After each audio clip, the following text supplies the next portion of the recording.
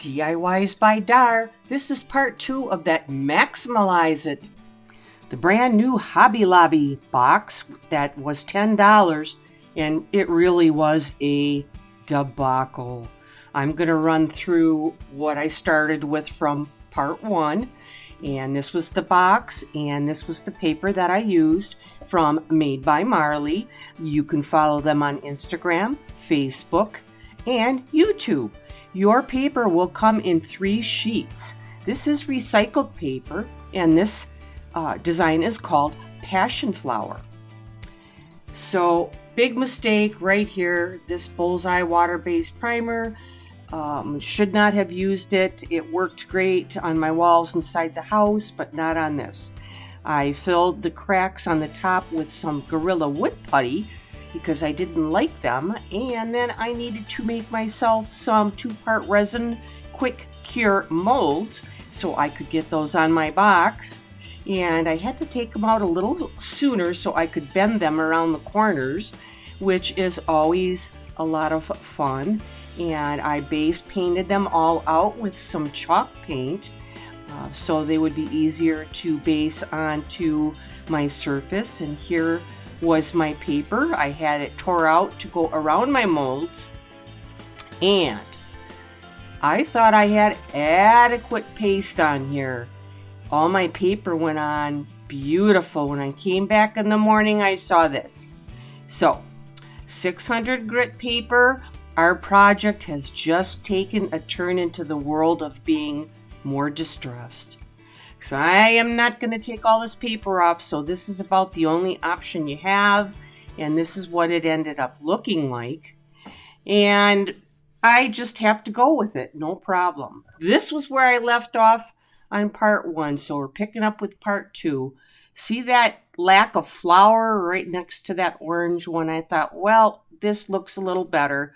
So I had to pop a couple more fussy cut flowers on there and finish base painting the front. And this is my last painting match on the paper, and then I am done with the surface. So when you are trying to match your paper, follow your color and follow your pattern and just dab away. I like to dab. I'm a dabber. And if you can't find the color, take the color that you have made and put it up more into your paper to get it to blend better. And that's all you need to do. I am going to stamp now with some Stays On ink in teal blue all around the top and bottom area on my box. And if these don't come out perfect, it does not matter because this is a rustic box anyway, so they come out how they come out. Keep your one finger at least on there and press the other ones down. And when you pull that stamp away, you should have your pattern there. And there we have it. And then I did a small one in black cherry along the bottom because there was just a little bit of a space. Mistake. Pink and white. I filled in those stamped areas, and I don't know, I might change it. I'm not sure if I like that color with it. Now I have a stencil, and I am going to use this acrylic gold, this Master's Touch gold paint. And I am going to add another layer on top of my paper to add to its distressed look. So what it came out like was this or this, depending on the area it was laying at on top of that paper. There was just a little thing I made. Tape off your stencils, make something new for yourself. I just made a little additive that I wanted, and it looked great where I put it. All right, matte clear spray. I am going to spray my flowers and my leaves. Remember, they were chalk paint. Now I have acrylic paint, and I have extremely watered down acrylic paint. If you want your chalk paint to mix with your acrylics, fine, but I don't. Here is a lighter green, and now I'm just going to hit the tips. I wanted the dark green to go down in the grooves, and then that third color to go up on the tips. And it was looking really great when I first put it on, but it seemed as if when it dried, it turned just a little bit more green, or maybe could have mixed with the other green. It wasn't giving me that bright that I wanted. Now I have a Posca again, and Posca pens are acrylic, and I'm just drawing a line. There is a stem, a vine inside this group of leaves. So I just make a mark on there, a paint, and then take my brush and wet it, and then go back over it and just move that paint around and let it go in some of the cracks and grooves, or lay on the surface so you can see that brown stem just a bit more. All right, Color Shift Paint by Folk Art in green. I was happier with this on the tips of my leaves. It was helping them really pop a bit more. This was more of what I was looking for. This is an acrylic paint. So that was how I ended my leaves. For my flower, I am going to use these 4 colors acrylic for my orange flower.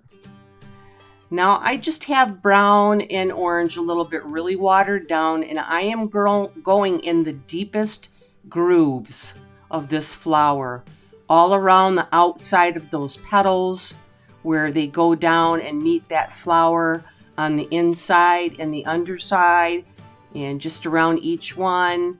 Very, very loose, very watery. Just kind of swirl it around. And I am only going to use 2 other colors on this to get this flower to pop for me a little bit more 3D. The next step is my bright orange, which is just going to be on the very tips of all the flowers. Just go around and a little bit wet, loose, brush it on all the tips of those flowers.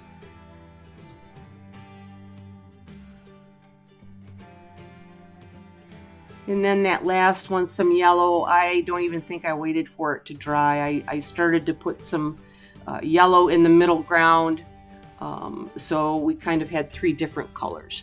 And lastly, just a little bit more bright yellow in the middle of that flower to get that area to pop just a bit more.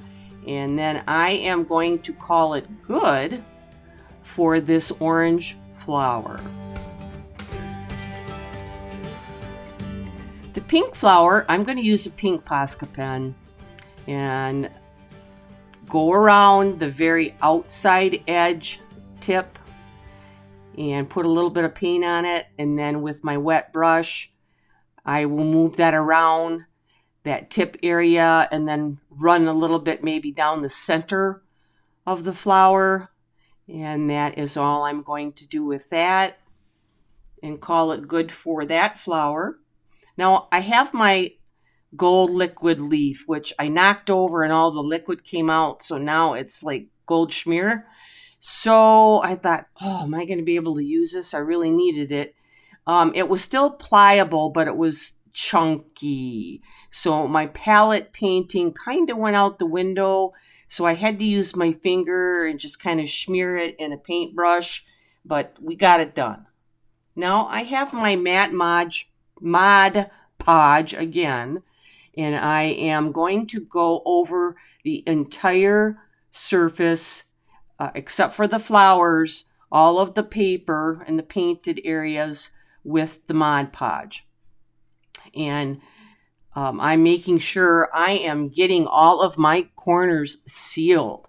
Now, when I put that paste on to first put the paper on, I put it on there about this thick.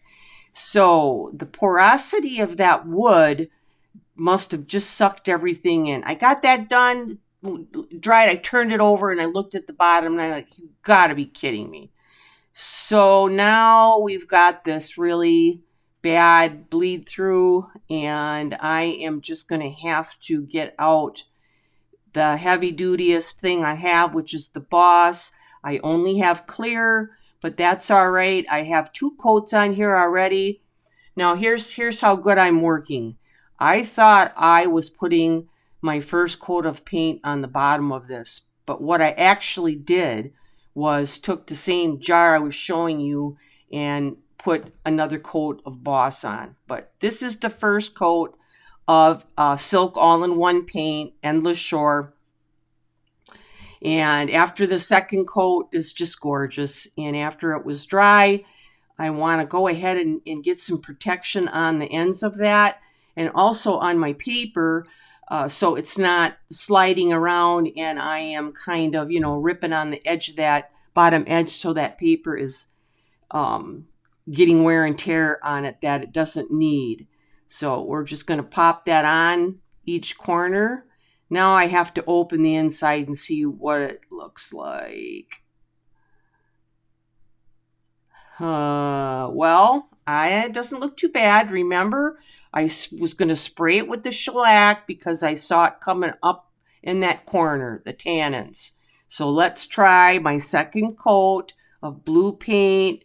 And here I am seeing tannins once again. And I'm like, you have to be kidding me. This is like way out in the middle of the box.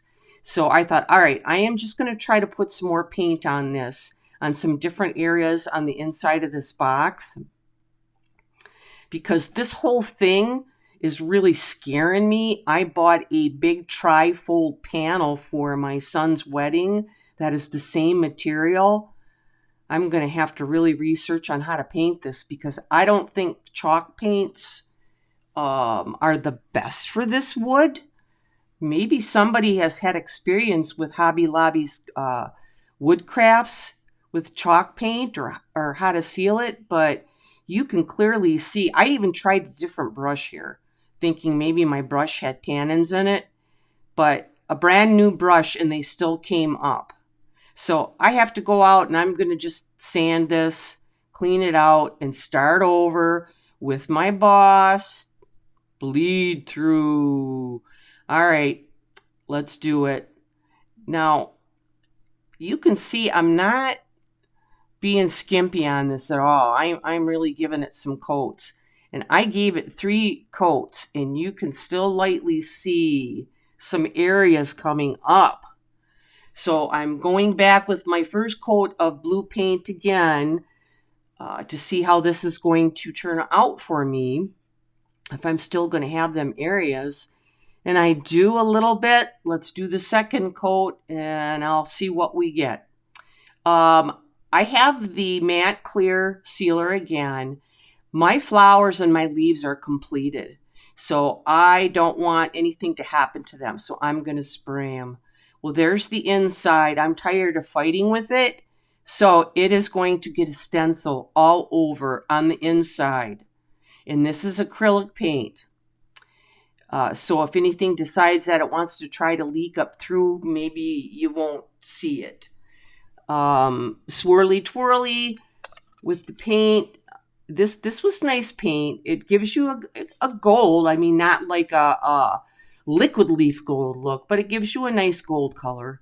So I was satisfied with it. And it went on nicely with the stencil. So while that's drying, I have my Best Dang Wax and Brown from Dixie Belle, which is a water-based wax. And you can put this on and let it cure for a couple weeks and then put a top coat over it or put a clear wax over it.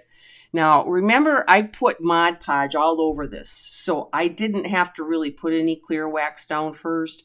I can just put that brown wax on there and then rub it in with my finger or my thumb and put it where I need it, just to grunge this up around the areas where it would be seeing more wear and tear.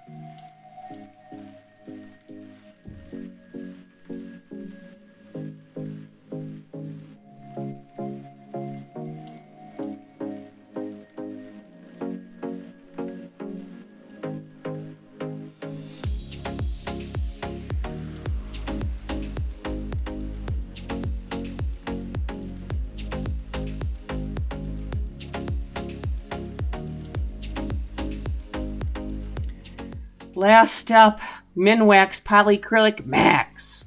Says durability in 1 coat, clear ultra flat.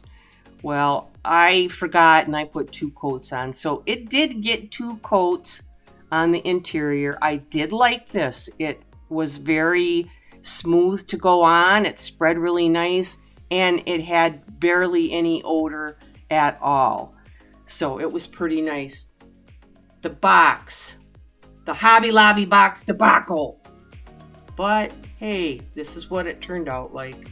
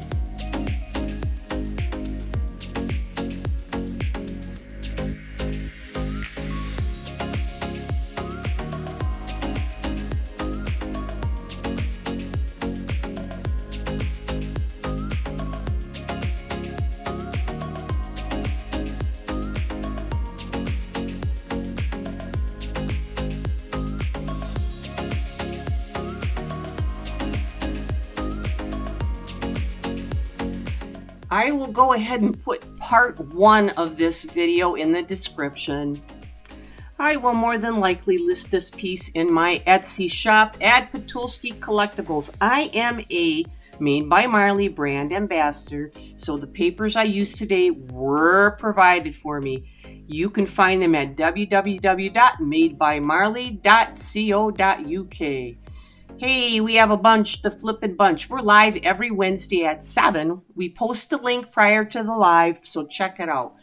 We have a challenge coming up. Are you thrifty, crafty, with innovative ideas? Join the fun because the viewers are going to vote. I want to thank everybody who took the time to watch. Please subscribe. I need some help, guys. And I probably will not have a video out until February 23rd with that challenge. Until then, be safe.